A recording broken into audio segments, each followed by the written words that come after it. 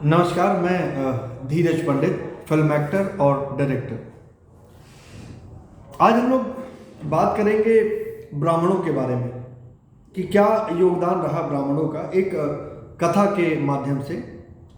बख्तियार खिलजी ने जब भारत पर आक्रमण किया था तो एक जानलेवा बीमारी से वो ग्रस्त था। अपने सारे मौलवी मौलानाओं को बुला करके, हकीमों को बुला करके उन्होंने इलाज करवाया, लेकिन वो ठीक नहीं हो पा रहे थे।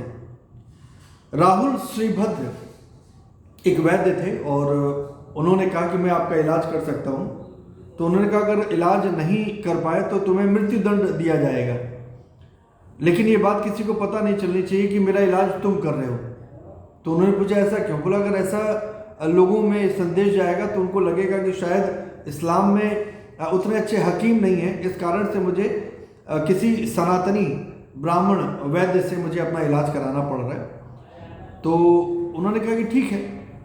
तो उन्होंने अपनी औषधि, वो कुरान रोज़ पढ़ते थे, तो अपनी औषधि को उन्होंने कुरान के हर पन्ने पर लेप के रूप में लगा दिया। तो जब भी वो पढ़ते और पन्ना पलटने के लिए ऐसे जीभ से उंगलियां गीली करके जब पन्ना पलटते, तो वो जो बार बार पन्ने पर उनकी उंगलियां लगती थी तो औषधि उनकी उंगली में लगती थी, और जीभ से जब उनका स्पर्श होता था तो पन्ना पलट पलट करके ही वो जानलेवा बीमारी उनकी ठीक हो गई। लेकिन पता है इसके बदले उन्होंने क्या किया? उन्होंने पूरा नालंदा ही जला दिया और वो सारी पांडुलिपियां जल गई, वो सारे किताब जल गए, वो ग्रंथ जला दिए, और करीब 3 महीने तक धू धू करके वो आग जलती रही, बुझी नहीं वो आग। इतनी किताबें थी हमारे पास में। उसके बाद भी अगर वेद पुराण, गीता, उपनिषद, रामचरितमानस, रामायण, ये सारी चीज़ें बची हुई हैं, कुछ तो उनके बाद भी लिखी गई। तो कौन थे ये लोग जो इन सारी चीज़ों को अपने कंठ में, अपने हृदय में समा के रखे थे? वो थे ब्राह्मण, जिनको वेद याद था, पुराण याद था, गीता याद थी। मुझे भी थोड़ा बहुत कुछ याद है, बहुत सारे श्लोक याद हैं, शिव तांडव याद है, सिद्ध कुंजिका याद है, दुर्गा सप्तशती, अर्गला, कीलक, कवच और 13 अध्याय के संपुट याद है, लिंगाष्टकम याद है, रुद्राष्टकम याद है, हनुमानाष्टक याद है, लक्ष्मी अष्टकम याद है, राम स्तुति याद है, बहुत कुछ याद है। तो कल को अगर मान लीजिए कोई ऐसी विभीषिका आती है तो कम से कम मैं ये जो मुझे कंठस्थ है ये मैं दूसरी पीढ़ी को दे पाऊंगा। यही कार्य अनादिकाल से ब्राह्मण करते आ रहे हैं। कई विदेशी आक्रांता, शक, हुण, मंगोल, ब्रिटिश, मुगल, न जाने कितने लोग आए, हमारे धर्म पर कुठाराघात किया, प्रहार किया, मंदिर तोड़े, हमारे धर्म ग्रंथों को जलाया, हमारे गुरुओं के सर कलम कर दिए। उसके बावजूद ये अगर हमारे अध्यात्म को अगर किसी ने जिंदा रखा है तो वो कार्य किया था ब्राह्मणों ने। ये जितने भी विदेशी आक्रांता आए थे उनको किसी ने बता दिया, या फिर उनकी वो रिसर्च रही होगी कि अगर भारत को जीतना है तो उन्हें सबसे पहले सांस्कृतिक और आध्यात्मिक रूप से तोड़ना होगा। क्योंकि हम जीवन कैसे जिए, समाज में कैसे रहें, वैचारिक दृष्टिकोण से, वैश्विक दृष्टिकोण से, पारिवारिक दृष्टिकोण से, मानसिक दृष्टिकोण से, आध्यात्मिक दृष्टिकोण से, सामाजिक दृष्टिकोण से हम बहुत सुदृढ़ थे। और एक सूत्र में अगर हमें कोई बांध के रखा था तो वो था हमारा धर्म ग्रंथ, जिसमें वो सारे गूढ़ रहस्य लिखे हुए थे जिसे हम लोग पढ़ा करते थे। तो उन्होंने बहुत षड्यंत्र और स्वांग रचते हुए योजनाबद्ध तरीके से सबसे पहले संस्कृत का लोप कर दिया,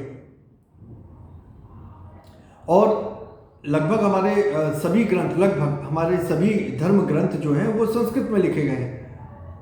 तो संस्कृत का लोप किया और मैकॉले की पद्धति, शिक्षा पद्धति को आगे लेकर के आए, उसका प्रचार प्रसार किया, और धीरे धीरे ब्राह्मणों का उपहास करना शुरू कर दिया, और एक कपोल कल्पना तैयार की गई कि ब्राह्मणों ने अपने ही जाति बिरादरी के लोगों पर या अन्य बिरादरी के लोगों पर, अन्य जाति के लोगों पर, दलितों पर न जाने कैसे कैसे अत्याचार किए। मेरा नाम धीरज शर्मा है, धीरज पंडित के नाम से जाना जाता हूँ। मेरे पिताजी का नाम श्री उमाशंकर शर्मा है, उनके पिताजी का नाम श्री राम स्वरूप शर्मा है, उनके पिताजी का नाम खूबचंद शर्मा है।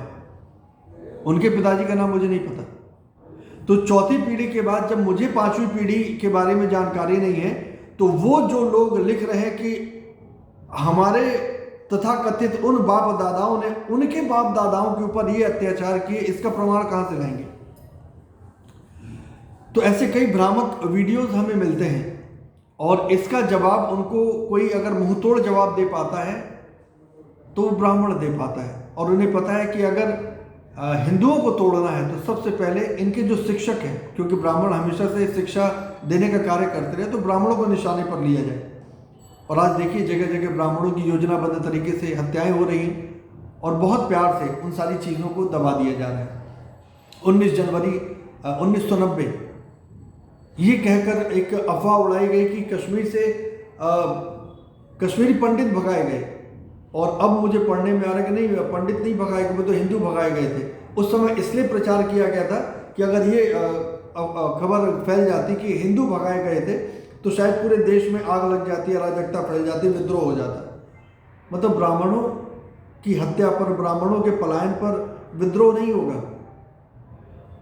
अगर केवल एक ब्राह्मण पर अत्याचार हो रहा है तो क्या दूसरे क्षत्रिय, वैश्य, शूद्र, ओबीसी, एससी, एसटी रिएक्ट नहीं करेंगे, प्रतिवाद नहीं करेंगे? कोई बात नहीं। आज हमारे ऊपर आरक्षण थोप दिया गया है। आरक्षण से बड़ी तकलीफ होती है। आरक्षण देना है तो आप आर्थिक आधार पर दीजिए। आप उन अयोग्य लोगों को शिक्षा और चिकित्सा के जगत में ला देंगे तो सोचिए हमारा कैसा समाज का निर्माण होगा। वो शिक्षक जो खुद ही अशिक्षित हैं, अच्छे अंकों से उत्तीर्ण नहीं हुए, ठीक से उन्होंने शिक्षा ग्रहण नहीं की है, वो आने वाली पीढ़ी को क्या शिक्षा देंगे? और जिन 27% का अभी प्रधानमंत्री जी ने मेडिकल में आरक्षण दिया है, उनको जब या किसी भी बड़े मंत्री को या किसी को भी इलाज कराना होता है तो एकदम बढ़िया डॉक्टर से इलाज कराते हैं। तो ये जो हकीम तैयार होंगे, नीम हकीम और खतरे जान, ये जो चिकित्सक तैयार होंगे, डॉक्टर तैयार होंगे कोटा और आरक्षण से, उनसे इलाज कौन करवाएगा? सोचने वाली बात है। तो कई ऐसे तथाकथित बौद्ध हैं जो भगवान बुद्ध के अनुयायी नहीं हैं। ये एक राजनीतिक दलाल है जो चंद पैसों के लालच में आकर के ऐसे भ्रामक वीडियो यूट्यूब में अपलोड करके जनता में एक प्रकार का बीजारोपण कर रहे हैं, हिंदुओं को आपस में विभक्त करने का कार्य कर रहे हैं। और आरक्षण भी हिंदुओं को आपस में विभक्त करता है। आप उन सारे लोगों को, शोषितों को, वंचितों को, पीड़ितों को, जो दबे कुचले लोग हैं, गरीब हैं, उनको आरक्षण दीजिए, लेकिन जाति बंधन में बांध करके न दीजिए। जो सचमुच पीड़ित है, शोषित है, वंचित है, वो चाहे किसी भी जात बिरादरी के हो, उनको मुख्य धारा में लाइए। शिक्षा का समान अधिकार दीजिए, आरक्षण की आवश्यकता ही नहीं पड़ेगी। शिक्षा में दीजिए, आप खूब सारा आरक्षण दीजिए, सबको मुफ्त शिक्षा दीजिए। जब मुफ्त शिक्षा सबको एक समान मिलेगी, ऐसा नहीं कि अमीर है तो बहुत अच्छे स्कूल में तो बच्चों को पढ़ा रहे हैं, और गरीब हैं तो उनके हिस्से में वही आरक्षण वाले 35% थर्ड डिवीजन पा करके मास्टर मास्टराइन बने हुए हैं, जो त्रुटिपूर्ण हिंदी पढ़ा करके, अंग्रेजी पढ़ा करके देश का भविष्य गर्क में डाल रहे हैं। ऐसे लोगों की आवश्यकता नहीं। आरक्षण से देश का यही हाल होना है। तो उन लोगों को लेकर के आगे आइए। और जिस प्रकार से योगी जी ने बहुत अच्छा कार्य किया, गौ हत्या निषेध कानून उन्होंने बनाया, उनसे विनती करूंगा कि संत हत्या निषेध कानून भी बनाया जाए, जिसके माध्यम से वो सभी संत, वो सभी साधु, चाहे वो पालघर के साधु हो, बुलंदशहर के हो, नांदेड़ के हो, या अभी कुछ ही दिन पहले यूपी में किसी जगह पर किसी साधु की हत्या कर दी गई। देखिए एक ब्राह्मण हमारा वो भी है जो अफगानिस्तान में पंडित राजेश कुमार फंसे हुए, उनका कहना है कि मैं मर जाऊंगा लेकिन मंदिर छोड़ के नहीं जाऊंगा। ये ब्राह्मण है, ये धर्म प्रचारक हैं, इनको बदले में कुछ आपसे नहीं चाहिए, लेकिन इनको सुरक्षा आप ज़रूर दीजिए। इनको अगर आप सुरक्षा नहीं देंगे तो समझ लीजिए कि भारत का भविष्य बड़ा अंधकारमय हो जाएगा। एक विषय और है कि जैसे आजकल उत्तर प्रदेश में एक माहौल चल रहा है कि भाई ब्राह्मणों को साधिए। कोई राजनीतिक दल के बड़े नेता अपने किसी एजेंट को छोड़े हुए कि जाइए ब्राह्मणों को बरगलाइए और उनका वोट डलवाइए। हम भगवान परशुराम की 108 फीट ऊंची प्रतिमा बनाएंगे। दूसरा दल कहता है कि हम उनसे भी बड़ी ऊंची प्रतिमा बनाएंगे, हम मंदिर बनाएंगे। तो सभी ब्राह्मण की तरफ से मुझे ये कहना है कि यही कहना है कि हमें मूर्ति और मंदिरों के स्वांग में न फंसाइए। हमें मूर्ति नहीं चाहिए, आप उससे चिकित्सालय खोलिए, शिक्षालय खोलिए, जिससे समाज उन्नत होगा। और एक बात और भी थी कि जिस प्रकार से SC/ST एक्ट, हरिजन एक्ट का दुरुपयोग किया जा रहा है, राष्ट्रपति जी ने भी कह दिया कि अब जमानत नहीं मिलेगी। किसी को भी जाति सूचक शब्दों से संबोधित करना, उनका अपमान करना गलत है, लेकिन पहले उसकी जांच तो हो। वो जांच बहुत आवश्यक है। कहीं ऐसा तो नहीं कि जाति दुश्मनी को साधने के लिए उन्होंने बस कानून का सहारा लिया और जो निर्दोष है उसे इस एक्ट के जरिए सलाखों के पीछे भेज दिया और उसके पीछे उनका परिवार सड़क पर आ गया। कईयों ने तो जान दे दी, अपनी मर गए। तो ये भी कहीं ना कहीं समाज को विभक्त करने का कार्य करता है। तो कभी मूर्ति, कभी ब्राह्मण हत्या, कभी SC/ST एक्ट, कभी आरक्षण, भगवान परशुराम की मूर्ति, ब्राह्मणों पर निशाना। हमें कहते हैं कि हम यूरेशिया से आए हैं। अब यूरेशिया मतलब इतना तो सामान्य ज्ञान मेरे पास भी नहीं था कि हम अब कहाँ से बताएं कि अब यूरेशिया से ब्राह्मण आए हैं। तो ये ऐसे लोग बहुत हैं समाज में, हमारे चातुर्दिक ऐसे कई सारे लोग हैं जो इस तरह के प्रचार करके हिंदुओं को आपस में विभक्त करने का कार्य कर रहे हैं। गर्व से कहो हम हिंदू हैं, मैं इस नारे पर बिलीव करता हूं, मैं इस स्लोगन को मानता हूं। और एक व्यवस्था हमारे वर्ण के माध्यम से समाज को चलाने के लिए बनाई गई थी, जो कहीं ना कहीं बहुत साइंटिफिक भी था। समाज को सुनियोजित तरीके से, योजनाबद्ध तरीके से चलाने का एक प्रयास था। कोई छोटा या बड़ा नहीं, समाज में हर किसी का एक बराबर का स्थान है, किसी के बिना किसी का कार्य नहीं चल सकता। और इस कारण से बहुत सारी ऐसी चीज़ें, विवाह में भी आपने देखा होगा कि हर जाति के लोगों का एक अलग अलग योगदान है, उनका एक कार्य निहित किया गया था कि आप ये कार्य करेंगे, आप वो कार्य करेंगे। ये बहुत आवश्यक था। आज़ादी के बाद 48 भारत रत्न पुरस्कार मिले हैं। आपको जान के आश्चर्य होगा कि उसमें से 23 ब्राह्मणों को मिला है, क्योंकि ब्राह्मणों को नौकरी तो मिलनी नहीं थी। उनको पता है कि उनको नौकरी मिलेगी नहीं, पढ़ने लिखने के बाद उनको क्या करना है, तो चलो कुछ विशिष्ट कार्य ही करते हैं। तो चाहे खेल जगत हो, शिक्षा जगत हो, चिकित्सा जगत हो, विज्ञान जगत हो, राजनीतिक जगत हो, बेचारे नौकरी मिलनी नहीं तो कहीं ना कहीं अपने आप को आजमाते हैं। जैसे जब मैं कक्षा 12वीं पास करके बाहर निकला तो मेरे ऊपर ही बड़ा दबाव था कि मैं एम्प्लॉयमेंट एक्सचेंज, एक अखबार आता था जिसमें विभिन्न नौकरियों के इश्तेहार छपे होते थे।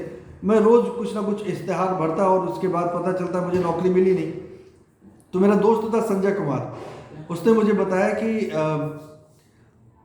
आप धीरज शर्मा नहीं लिख करके धीरज कुमार लिखिए और कैटेगरी में जनरल की जगह आप SC/ST डाल दीजिए। मैंने कहा चलो ठीक है, इससे क्या होगा, तो बोले नौकरी मिल जाएगी। तो मुझे भाई, मैं जनरल कैटेगरी था, मैं नहीं डाला। तो संजय कुमार की नौकरी लग गई और मैं हीरो बन गया। मेरी तो नौकरी लगी नहीं। तो कहने का मतलब ये, कहीं ऐसा तो नहीं है कि मुख्य धारा से सचमुच उनको विमुख करने के लिए इस प्रकार का SC/ST एक्ट और वो आरक्षण और ये कोटा के कारण उनको पीछे ढकेला जा रहा है। मैं कहता हूँ कि शिक्षा का समान अधिकार देकर के उनको भी आगे लाइए। वो नौकरी के योग्य हैं तो उनको नौकरी मिलेगी, और अगर वो योग्य नहीं है तो कम से कम उनको फिल्म स्टार बनने दीजिए, आप उनको क्रिकेटर बनने दीजिए। नौकरी में बेचारे 10, 12, 15 हज़ार की नौकरी लग जाती है, उसमें फिर शादियाँ हो जाती है, बाल बच्चे हो जाते हैं, फिर वो रिस्क लेते नहीं हैं। हम जैसे लोग रिस्क ले लेते हैं क्योंकि हमारे पास विकल्प कुछ होता नहीं है। तो हमारे उन सभी भाइयों से कहना चाहूँगा कि आप स्वयं त्याग दीजिए कि नहीं चाहिए हमें। कोई कितना भी आपको ललचाए, षड्यंत्र करे, स्वांग रचे, आप लालसा विमुख हो जाइए कि नहीं, हमें भारत की उन्नति के लिए, भारत के डेवलपमेंट के लिए हमें इन सारी चीज़ों की आवश्यकता नहीं है। खूब अच्छे से पढ़िए लिखिए और आप अगर योग्य हैं तो नौकरियाँ पाइए। तो बहुत सारी चीज़ों का घालमेल मैंने इसमें डाला है, बहुत सारे मुद्दे थे, बहुत सारी चीज़ें मुझे बोलनी थी। और एक मुद्दा और भी है कि अभी जैसे अफगानिस्तान में आपने देखा होगा कि किस तरीके से तालिबानियों ने अतिक्रमण किया, सत्ता परिवर्तन किया, और हमारी जो बहनें हैं मुस्लिम, उनके खिलाफ फतवा जारी कर रहे हैं, उनके नियम कानून बना रहे हैं कि वो खिड़की में नहीं आएंगे, खिड़की को पेंट कर दो, बाज़ार में उनकी तस्वीरें अगर लगी हैं, मॉडल की, हीरोइनों की, खिलाड़ियों की, तो उनकी तस्वीरों को पेंट कर दे रहे हैं। सार्वजनिक जगह पर नहीं दिखनी चाहिए, बुर्का हिजाब पहनिए। हमारा हिंदुस्तान बहुत अच्छा है, तो कम से कम हिंदुस्तान में इस प्रकार का कोई कुत्सित प्रयास कोई ऐसे तालिबानी ना करें। उसके लिए हमें अपने मुस्लिम बहनों की रक्षा के लिए, उनके मानवाधिकार के लिए हिंदू राष्ट्र घोषित करना बहुत आवश्यक है, क्योंकि हम तो उदारवादी विचारधारा के हैं। सर्वधर्म समभाव हर किसी को अपनाते हैं। हमने ईसाइयों को अपनाया, हमने जैनियों को अपनाया, हमने बौद्धों को अपनाया, हमने इस्लाम को अपनाया। सबका एक बराबर स्थान है, और हमारे संविधान ने भी सबको अधिकार दिया है कि वो अपने धर्म का प्रचार करें, स्वेच्छा से अपने धर्म के हिसाब से रहें। हिंदुस्तान में इतनी आज़ादी है जो शायद विश्व के किसी और देश में नहीं है। जापान में, चाइना में, अमेरिका में, ऑस्ट्रेलिया में आप देख लीजिए कि आप मनमाने तरीके से नहीं रह सकते। हिंदुस्तान में आप रह सकते हैं, और हिंदुस्तान में ये पाबंदी नहीं है कि आप बुर्का पहनिए या ना पहनिए, भले ही वो आपके शौहर, आपके घर वाले, आपका धर्म, आपका जो भी मजहब है, आपको वो जो भी अनुमति दें। तो मैं चाहता हूँ कि अगर हमें सचमुच अपने हिंदुस्तान की मुस्लिम बहनों की मानवाधिकार की रक्षा करनी है, तो तत्काल भारत को हिंदू राष्ट्र घोषित करना बहुत आवश्यक है। रही बात अपने माता, अपनी बहनों, अपनी बेटियों और बहनों की रक्षा के लिए, तो मारने मरने को तैयार हैं हम लोग। जय जय श्री राम।